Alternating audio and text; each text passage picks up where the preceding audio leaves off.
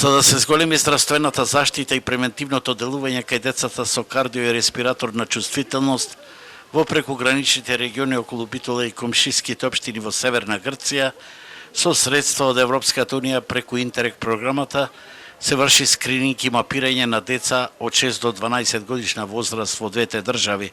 Поради зголеменото аерозагадување, нападната е најмладата популација, поради што неопходно е навремено откривање на овие заболувања, велат организаторите од Сфера Интернешнл. Тие денеска го промовираа проектот на плоштадот Магнолија во Битола, а веќе имаат набавено софистицирана софтверска опрема и педијатарско возило кој ќе се донира на клиничката болница.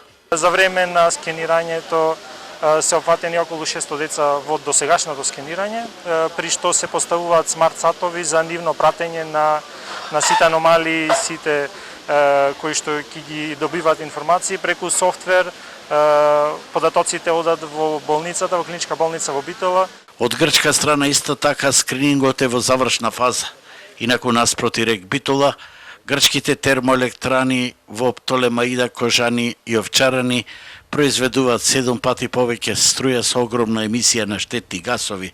Барем во Битола, црните статистики бележат по еден дневно заболен од рак, а во просек еднаш неделно се дијагностицира рак на дојка кај битолчанките.